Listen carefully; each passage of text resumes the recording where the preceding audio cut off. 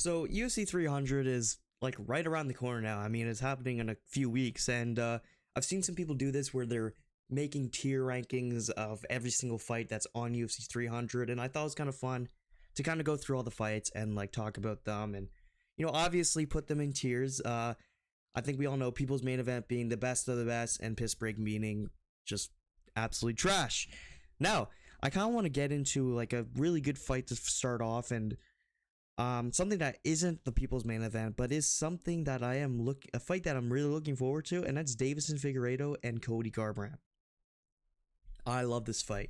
Two former champions going at it. You can't, like, this is going to be such a great fight. Bantamweight division, I think Deiveson Figueiredo might be like number 6 or 8 or something. This is a good fight. I mean, you got Cody Garbrandt, who is super powerful. Chinny, yes, for sure. Deiveson Figueiredo is, chinny. He's a little bit chinny as well. He's got dropped by Moreno twice, and I'm excited for this fight because, first off, it's the early prelim opener. Like, this being an early prelim opener is insane. It's crazy to me that this is an early prelim opener. And this is going to be a great fight. I think it's going to be an all-out brawl, and I could see it. Well, I shouldn't say all-out brawl because I do think it's going to end in the first or second round for sure. But I do think this is going to be an amazing fight, and I honestly was super excited when I saw this fight get announced for UFC 300. Now, let's get into a fight where I think is absolutely garbage, and where is it? I'm looking for this. Bo Nickal and Cody Brundage. Come on, man. Like, Cody Brundage. Like, you have someone like Joe Pyfer, who was in the Dana White Contender Series, I think the same season that Bo Nickal was on, if I'm not mistaken, and he fought twice before getting a ranked opponent. This is Bo Nickal's third time fighting, and he's not even fighting someone that's even top level. He's not fighting someone like even close to a Gerald Mearshart. You know what I mean? So it's just kind of frustrating seeing these fighters get absolutely they're just gonna get derailed by Bo Nickal, and it's not even fun to watch. I mean, this is gonna such an obvious win for Bo Nickal. Cody Brundage is garbage, and I don't want to see this fight. I don't think it should be on UFC 300. Put it on like a crap UFC fight night at that point, honestly, because I just don't really care for this fight at all. Like, it's gonna last like maybe 2 minutes. Bo Nickal's either gonna knock him out by, making Cody Brundage worried about the takedowns, or he's gonna take him down by a nut shot like he did Jamie Pickett and get a submission. So Bo Nickal's fought Jamie Pickett, who just got cut from the UFC, and then fought, what was his name? I think it was it Val Woodburn, or I forget the guy's name. If I'm not mistaken, I think it was Val Woodburn. Trash fighter. I could totally be mistaken. I don't remember the guy's name. I do think it's Val Woodburn. Trash, garbage. He lost his last fight, I believe so, at 298. Anyways, Bo Nickal just isn't good. Cody Brundage just isn't good. Bo Nickal is skillful, but I want to see him tested. If it was against like Gerald Mearshart or just someone like that that's kind of, has that name, I'm fine with it, but it's the fact that it's Cody Brundage. It's just not a fight I'm looking forward to at all. Let's go with a fight that I actually think is a little bit overrated, and I've seen so many people excited for this fight, and I don't really care for it. And it's Bobby Green and Jim Miller. I just don't really care all that much. I mean, you have two veterans going at it, I guess. That's kind of cool. I mean, people like Jim Miller, because he's fought on UFC 100, fought on UFC 200. I just don't really care about this matchup. I don't really, out of all the fights on this card, I'm not looking forward to it, like, pretty much at all.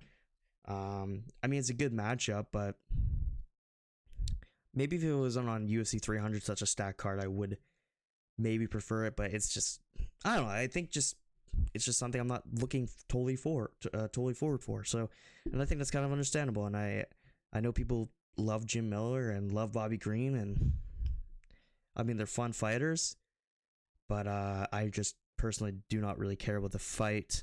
But I'm going to go to a fight that I really do care about, and I actually like this fight a lot, and it's Diego Lopez and Sodiq Yusuff. This is an amazing fight, and I don't think people understand how good this fight is. Sodiq Yusuff just came off of one of the best fights of the year last year against Edson Barboza, where he had Edson Barboza hurt so bad and just lost the remaining of the rounds. And I think he got him hurt in the first round or something. And then Diego Lopez, watch his last performance. I think it was his last performance was against Pat Sabatini at UFC 295. clearly this guy has power. He's a fun contender. He came in on short notice and fought Movsar Evloev, and I think honestly gave Movsar Evloev his toughest fight that he's had in the UFC so far. Actually hurt Movsar Evloev in the first round, and then also had him in a really good submission attempt. I think it was the second or third round. It was one of those two, and I'm excited for this fight. I think Sodiq Yusuff is a great opponent for him. I think Diego Lopez will win, and I'm very excited for his fight, and I think it's going to really hype up the crowd. So I'm looking forward to it for sure. Let's go for a people's main event fight, and I'm going to go with Charles do Bronx Oliveira and Arman Tsarukyan. You have a fan favorite in Charles Oliveira and a rising contender, a rising prospect in Arman Tsarukyan, who people love and adore because of his fight with Islam Makhachev. And people think that Arman Tsarukyan is the guy to beat Islam Makhachev. Do people not remember that he lost to Gamrot? I'm sorry. He did, even though it might have been a robbery, he did lose to Gamrot. But I'm excited for his fight just because I think this is definitely Arman Tsarukyan's toughest matchup. I mean, people like to say that, Arman Tsarukyan beat Beneil Dariush better than Charles Oliveira beat Beneil Dariush. Charles Oliveira beat Beneil Dariush, who was on a winning streak, who was one fight away from a title shot, and had the confidence, and was even the underdog in that fight. And then Arman Tsarukyan beat a Beneil Dariush who just lost by KO by Charles Oliveira and clearly was lacking confidence that he had. So I do love this matchup so much, though. I mean, this is going to be a great matchup. The grappling is going to be amazing. Just the striking. I think Charles Oliveira could catch him on the feet for sure, and I'm excited for this fight. And you know what? I'm going to be honest with you, and I think after seeing Dustin Poirier beat Benoit Saint Denis, I think that the current edition of the lightweights, the current gen of lightweights, just don't compare to the older gen of lightweights like the Charles Oliveira's or the Justin Gaethje's, Dustin Poirier, and all those fighters. And I do think Charles Oliveira will take this one, and I'm really excited for it. This is a great fight, and people should be looking forward to it. Let's go with a solid fight here, and I'm going to go with Jessica Andrade and Marina Rodriguez.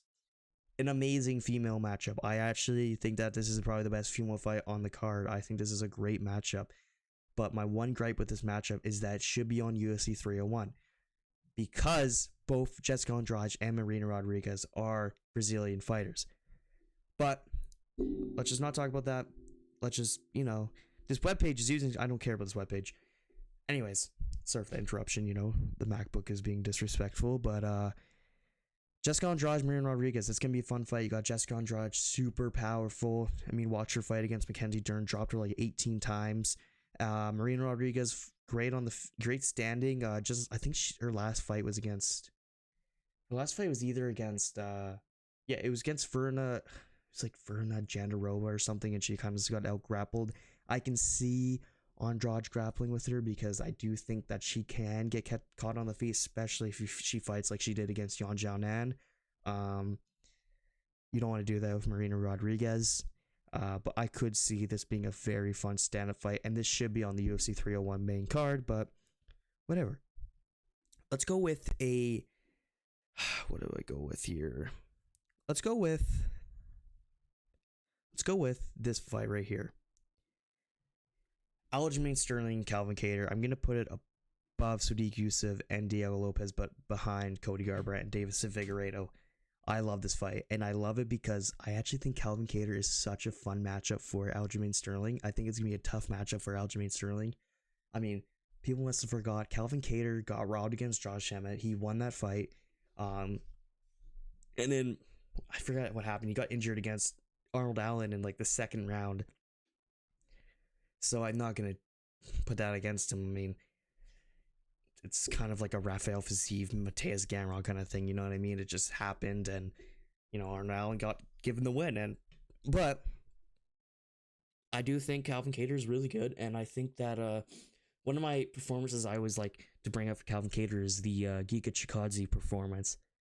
People were disrespecting Calvin Kattar, and even me, I was doing it. I was as well, because I was like, this guy just got dismantled by Max Holloway. There's no way he's gonna come back and beat someone like Giga Chikadze, who's a prospect, who's a rising contender that people were super excited for, and he just dominated the guy. And but anyways, Aljo, this is the thing about this fight is that I'm really excited because obviously it's Aljo's 145 debut. We can see maybe his strength. I actually think he might be better at 145 because he doesn't have to cut so much weight, and he was great at 135. But that 10 pounds less of weight cut I think is gonna help him a lot, and I could see Aljo winning this fight. But this is totally off topic. One thing I do want to see is Aljamain Sterling versus Brian Ortega. Give me that matchup. That would be such a fun grappling matchup. But anyways, yeah, no, I think this is an amazing fight. It should be on the main card, but they want to give Bo Nickel his fight against Cody Brundage on the main card, which is absolutely disrespectful. But here we go. Let's go with this one because this one I'm really on the fence about. Do I do it? Do I do it to a fan favorite like Moicano? I do it. I'll put it above Bobby Green and Jim Miller. I don't really care about this matchup, man. I think that Jalen Turner, he misses weight 95% of the time because he's a weight bully. And I just think that Renato Moicano, the only reason people like him is because he shouts out MMA Guru in the post-fight conference or whatever you want to call it, the post-fight interview. And he's fun on the mic, sure, but I just really hated that Drew Dober performance. I thought it was so boring, that fight.